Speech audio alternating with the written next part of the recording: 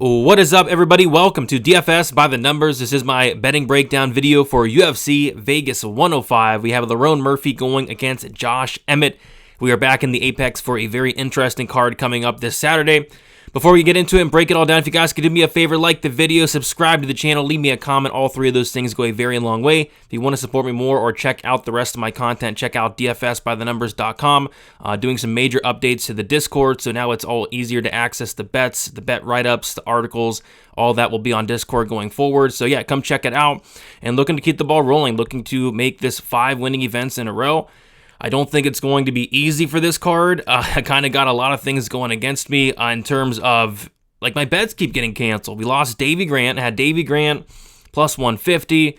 I had Kennedy Nzechukwu by knockout. I loved Kennedy in that fight. So we did lose 2 fights that I did honestly really like from a betting perspective. But there's still a lot of spots sticking out, and I can't wait to break it all down for you guys. All right, I say we get into it.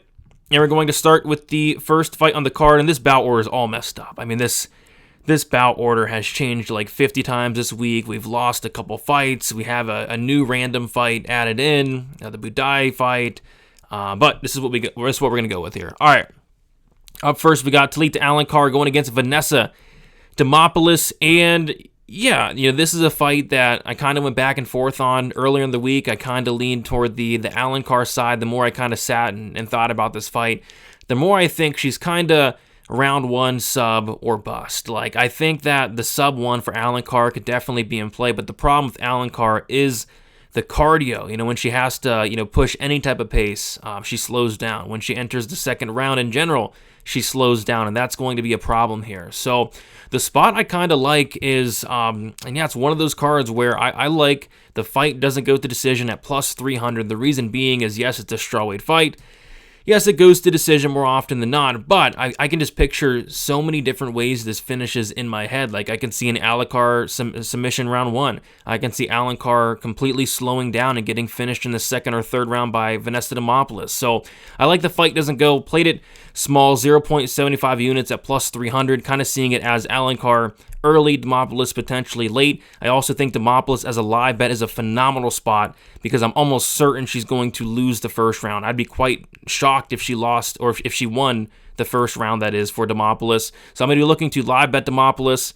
But yeah, fight doesn't go. 0.75 units at plus 300 is kind of what I'm looking at for this fight. Moving on, we got Loma Lookboonmee going against Estela Nunes. Loma minus 700, Estela Nunes is plus 500.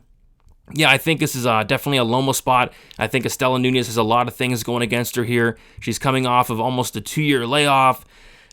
She's coming off of a gruesome injury. And just prior to that, like prior to those 2 serious things, she wasn't that great to begin with. 0-4 in the UFC. She's been finished 4 times in the strawweight division. It's not a good look. I question the cardio very heavily. She's somebody that looks good early, but it seriously slows down 6 to 7.5 minutes into the fight. And yeah, this should be Loma. The problem I have with Loma at minus 700 is this fight, in my opinion, is going to look very competitive early on. Estela Nunes is good. I think she's good, but for about 5 minutes. So yeah, I expect it to be very competitive early. I'll also be looking to potentially live bet Loma after the first round, seeing how that goes. But what I also do like is these Loma 2-3 props.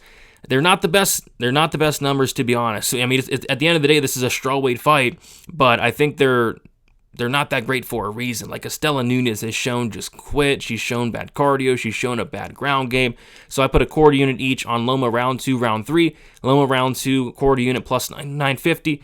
Loma round 3, quarter unit plus 1,300 there. Looking for a round 2 or round 3 finish. I do lean it being sub, but it could also be like a TKO, something like that. I don't want to get too greedy, but yeah, 2-3 for Loma for me, and she should absolutely win this fight. Better live bet spot, though, than laying minus 700. Next, we have Victor Henry going against Pedro Falcao. Yeah, there's a couple spots I like here. Nothing I love, though. Henry on the money line, it kind of got away from me. I was looking at it like minus 150, had my finger over the trigger, and then woke up the next day. It was minus 200 at that point. I'm fine with passing. I think the over 2.5 as a potential parlay piece makes sense as well. But yeah, there is a kind of a line that did stick out, and it's the Victor Henry by knockout plus 1,200, and I put a quarter unit on that one. It's one of those spots where I don't know if it hits or not, but I don't get why it's plus 1,200. Like, this is a striker versus grappler matchup to the highest degree. Like, this guy, Pedro Falcao, is a third-degree black belt. He's going to be attempting 20 takedowns, and, Victor Henry's going to have a significant striking advantage, right? Like, Pedro Falcao made Victor Hugo look like an absolute monster on the feet. So if Falcao can't get his game going and he's forced to stand with Victor Henry for 3 rounds, like, Henry's going to put a pace on him. He's going to hit him a lot, and that KO at plus 1,200 it just seems off. Like, any striker versus grappler match, if the striker's knockout prop, it just shouldn't be plus 1,200. I don't care if he doesn't have a ton of power. I mean, this guy can land a ton of strikes, and those strikes could add up. So yeah, Henry by knockout plus 1,200. Other than that, not a ton sticking out. I think the over's fine. I think Henry money line's fine, but that's about all I got for that fight. Daniel Franza, Reese McKee. Complete pass. Franza minus 150, McKee plus 130. McKee seems to be probably the most popular dog on the card, and this line's just not budging. I don't trust either one of these guys. I'm not sold on Daniel Franza, and at the same time, I'm not putting any money on Reese McKee, who's 0-4 in the UFC and blocks punches with his face. So yeah, easy pass for me on that one. Moving on, we got Diana Barbosa going against Diana Belbita. And yeah, this was one of my very first bets of the card, and I've been getting really ahead lately in terms of the research, the tape study, kind of researching fights about a week and a half out, and it's done me very well, and I'm hoping to keep, kind of getting ahead, which is very hard to do. But this is one of the very first spots I researched because it kind of stuck out like a sore thumb. Like, Barbosa's a black belt in BJJ, judo black belt. Diana Belbita is like really bad on the ground. So it's like the worst possible matchup for Barbosa. And I saw Barbosa like minus 450, and I was like, yeah, this line's probably going to close at minus 1,000. And it did, and even wider than that even. She's minus 1,100. The spot I got in on is the under 2.5 rounds, plus 140 for 1.5 units. Obviously beat a ton of line movement there, which worries me a little bit. It also worries me that, I see a ton of people with Barbosa inside the distance tickets out there, which it's one of those spots where it's like so... like it absolutely should happen that it might not happen type thing. But yeah, I mean, Barbosa should take her down, should sub her. It should be easy, but yeah, it kind of seems like the spot is too obvious type thing. But yeah, I'm on the under 2.5. That's kind of how I played it. At this point, I think the fight won't start. Round 3 is a good look. It's about a pick 'em. Some sites you can even get slight plus money on it, because I do think if Barbosa is winning the fight, winning it inside the distance, it will be in those first 10 minutes when she's fresh, when she's at her best. So under 2.5, fight won't start round 3, but I'm on the under 2.5, and it's my biggest play of the week. Moving on, we got Torres Finney going against Robert Valentin. We got Torres Finney, pretty big favorite, minus 280, Valentin plus 240. And yeah, I like Finney a lot in this matchup, but he is like minus 300, Contender Series guy, Contender Series vet. This guy fought on the Contender Series 3 times. I really like him in this matchup. Like, outside of Valentin landing a big shot on the feet, because I do think Finney is very chinny. I mean, we saw his first fight on the Contender Series where he was doing the stanky leg for, the full 5 minutes in the first round. Yeah, but yeah, Valentin has power, but the problem with Valentin is Valentin just has no takedown defense. The ground game, it's okay. Like, it's just, I don't think it's working against Finney. Like, he's not going to go out there and like submit Finney off his back, I don't think. I think Finney takes him down at will, and I think he smashes him. I think he gets on top, gets into a dominant position at some point in this fight, and just rains down ground and pound, and the ref is forced to stop in. So there was a line that really stuck out to me. But I like the fight to finish first and foremost. I know a lot of people are taking this fight to go the distance. I don't really see it that way. I think Valentin is literally finish or bust, and I think Finney can smash this guy. But yeah, I like the fight doesn't go, and when I saw the fight doesn't go, it was minus 250. The fight ends by knockout was plus 145, and I don't really see Finney submitting Valentin, to be honest. I think it's more of a TKO, and I really struggle to see Valentin submitting Finney, who just does not have a neck, just does not seem really submittable, just with the build. This guy's built like an absolute fridge, and I actually went and tested it out myself because I do have a refrigerator, and I went to the refrigerator and I tried to grapple it. I tried to take it down. I tried to snatch up a neck, an arm, anything. I tried to grab a limb of the refrigerator, and I couldn't do it. And that's kind of what I'm thinking is going to happen in this matchup. I don't think Valentin's going to be able to find a limb here of one Torres Finney. So I like the fight ends by knockout rather than that fight doesn't go, but I personally think it's Finney by TKO. But it also covers the Valentin knocking out, who I think is a chinny Finney. a chinny Finney. So, yeah, fight ends by knockout, 1 unit, plus 145. Moving on, we got Brad Tavares going against Gerald Meerschaert. This line's moved a lot. I put these lines in not too long ago, and just refreshing it now, it looks like Gerald Meerschaert's now plus 135. Brad Tavares is minus 155. So I have 1 unit bet on Gerald Meerschaert at plus 215, which, you know, the CLV curse, man. It seems like anytime I beat a line and beat it badly, it just goes very bad. And it seems like when I get reverse CLV'd, like I hit the bet more often than not. So I am worried about the CLV curse, because it is a real thing. We got to be real. But, you know, outside of that, you know, throwing the CLV curse outside of that, I like Meerschaert here. I like Meerschaert quite a bit. He's another play that just jumped off the board, because Brad Tavares, I think ever since that Dricus Duplessis fight, this guy just looks like a shell of himself. I think Dricus took his soul, man. I mean, he took a lot of damage in that fight.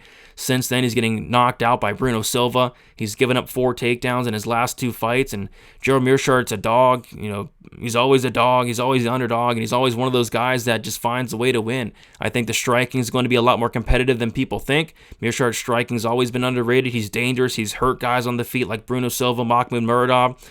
And yeah, I think Meerschaert just has a little bit left in the tank. Both these guys veterans. Both these guys have been fighting for a very long time. Both these guys have taken a lot of damage. I just think Gerald has a little bit left in the tank at this point. So I'm on Meerschaert, 1 unit, plus 215.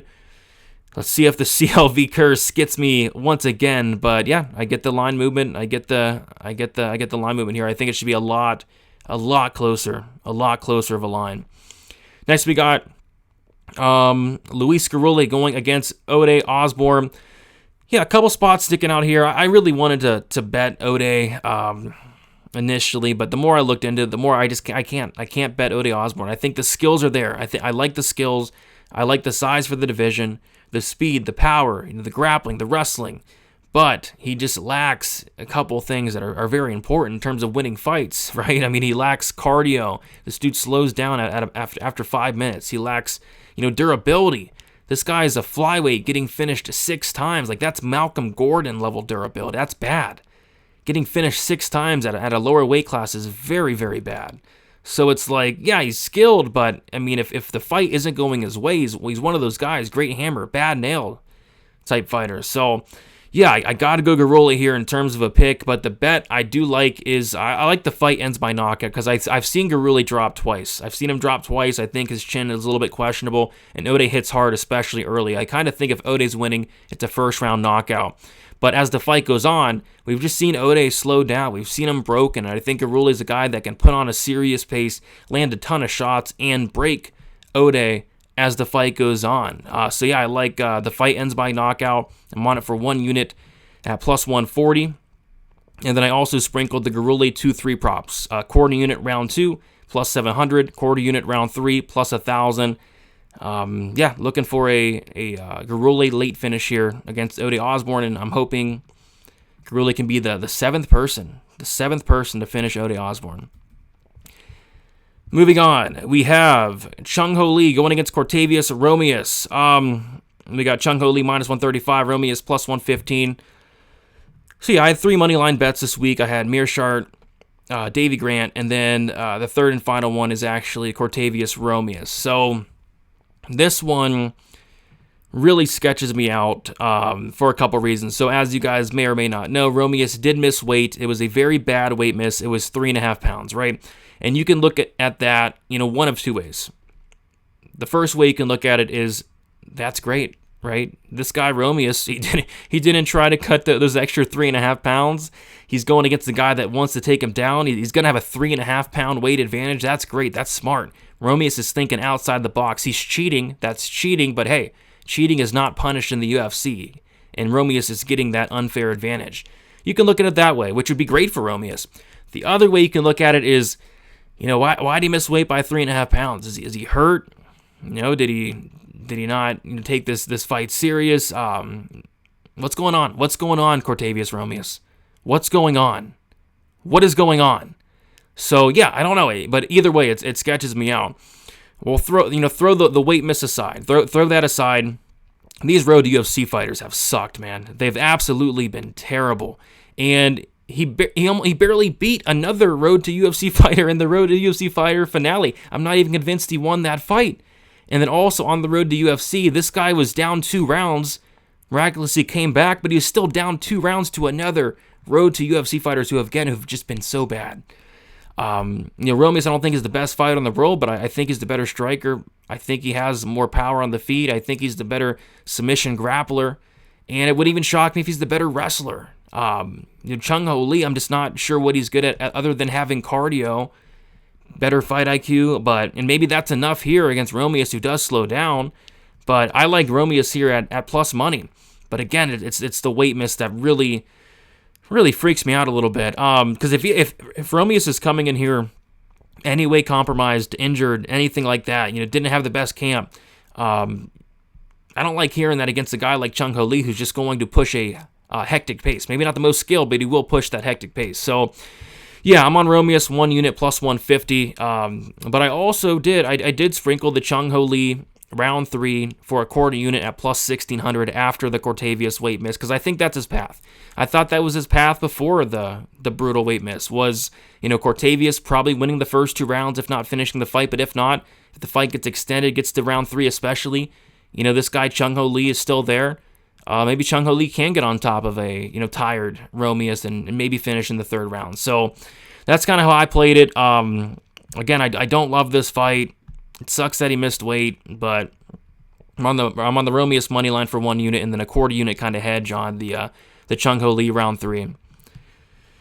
All right, moving on, we have Joe Anderson, Brito going against Pat Sabatini. And yeah, you can look at this fight one of 2 ways. I think the fight goes one of 2 ways here. Either Pat Sabatini is able to take down Brito and either control him for 15 minutes and sub him, or Brito knocks him out. I think it's simple as that. A lot of people are on Pat Sabatini, and yeah, you can make a case for the guy, but at the same time, I think Pat Sabatini, to win this fight, is going to have to fight an absolute perfect fight. He's going to have to not get his chin touched at any point in this fight, because Brito, he does hit very hard, and Pat Sabatini, he's been knocked out 3 times, he's been dropped a ton in the UFC, he's been hurt a ton. So yeah, I'm more so on the Brito side. I do think he lands that big shot early on, and I bet the Brito to win in rounds 1 or rounds 2 for 1 unit at plus 145.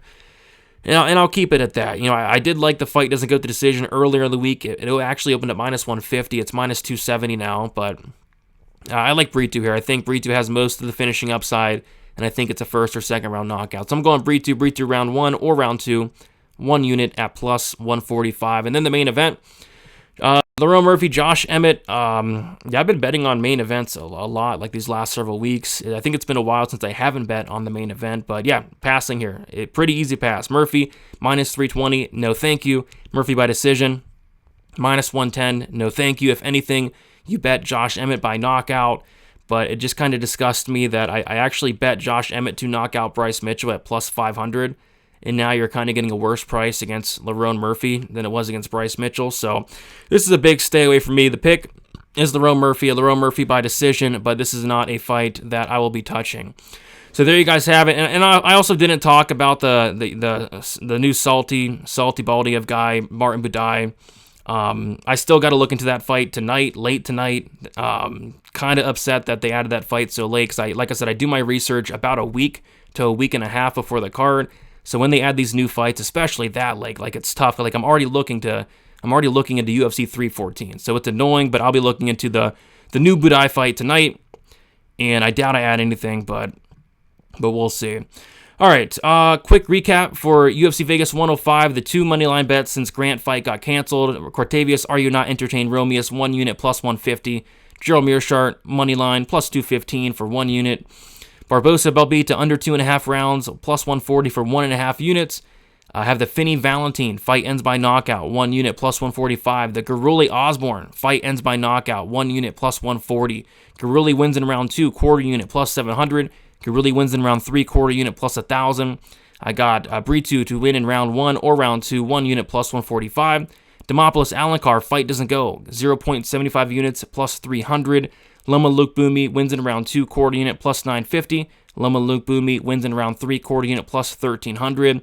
Got the Victor Henry KO prop, quarter unit plus 1,200, and then the quarter unit hedge on the Chung Ho Lee to win in round 3 at plus 1,600. There, we did it. I do not know how to feel about this card. Lost a couple bets, couple sketchy spots, but yeah, looking to hopefully come out of this week unscathed and then move on to UFC 314. Have a bet already locked in and going to start digging into more of these fights for the big pay-per-view cards. So best of luck, everybody.